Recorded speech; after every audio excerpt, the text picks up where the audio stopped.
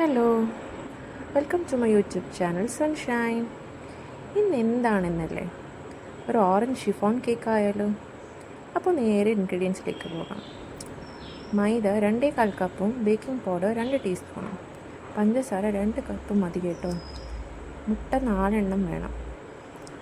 ഇനി ഇതിനാവശ്യമായ പാലും ഓറഞ്ച് ജ്യൂസുമാണിത്. പാല് 1.25 കപ്പും ഓറഞ്ച് ജ്യൂസ് 2 ടേബിൾ സ്പൂണും, അതിലധികമായാലും കുഴപ്പമില്ല. ഈ ഒരു കേക്ക് പാൻ എടുത്ത് ബട്ടർ അതിലിട്ട് നന്നായി സ്പ്രെഡ് ചെയ്ത് കൊടുക്കണം. ഇത് എല്ലാ സൈഡിലും എത്തണം കേട്ടോ. ഇനി ഒരു ബട്ടർ പേപ്പർ എടുത്ത് കട്ട് ചെയ്ത് സ്പ്രെഡ് ചെയ്ത ബട്ടർ പാനിന് മുകളിൽ നന്നായി ലൈൻ ചെയ്ത് കൊടുക്കുക. ഇത് കംപ്ലീറ്റ്ലി കവർ ആവും വിധത്തിൽ തന്നെ ലൈൻ ചെയ്യണം, താഴെയും. ഇല്ലെങ്കിൽ കേക്ക് ആക്കുമ്പോൾ പറ്റിപ്പോകാൻ സാധ്യതയുണ്ട്.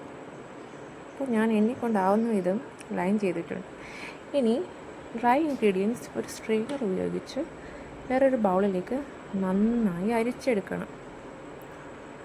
നന്നായി തന്നെ അരിക്കണം കേട്ടോ. ഇനി നമ്മുടെ വെറ്റ് ഇൻഗ്രീഡിയൻസിൻ്റെ കാര്യം നോക്കിയാലോ. മുട്ട ഒരു ബൗളിലേക്ക് മാറ്റി ബീറ്റർ ഉപയോഗിച്ച് നന്നായി ബീറ്റ് ചെയ്യുക. ലൈറ്റ് യെല്ലോ കളർ ആവുന്നത് വരെ ബീറ്റ് ചെയ്യണം.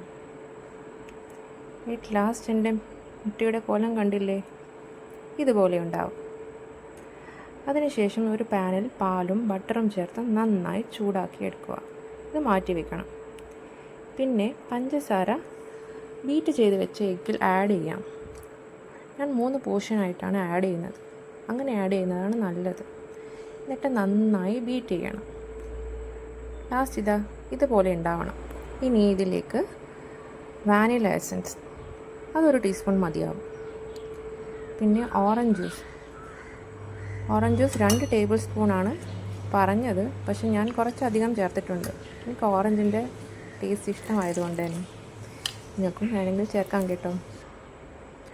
അതും കൂടി ബീറ്റർ ഉപയോഗിച്ച് നന്നായി മിക്സ് ചെയ്യുമ്പോൾ ഇതൊരു ഓറഞ്ച് കളറായി മാറിയില്ലേ നമ്മുടെ മിക്സ്. ഇനി ഇതിലേക്ക് മൈദയുടെ മിക്സ് ചേർത്ത് സ്പൂൺ കൊണ്ട് നന്നായി ഇളക്കിയെടുക്കുക.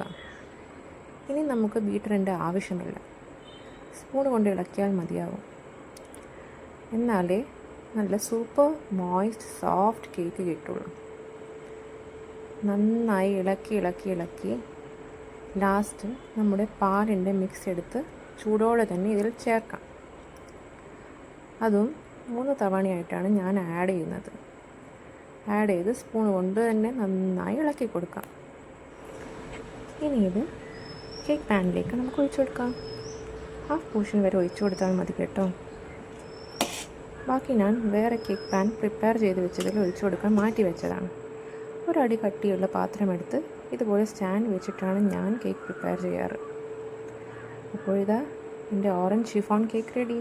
ലൈറ്റ് ഓറഞ്ച് കളറിലല്ലേ ഇതിന്. ഡെക്കറേഷൻ എനിക്ക് പറഞ്ഞ പണിയല്ലാത്തത് കൊണ്ട് വിപ്പിംഗ് ക്രീം ഉപയോഗിച്ച് കുളമാക്കിയിട്ടുണ്ട്.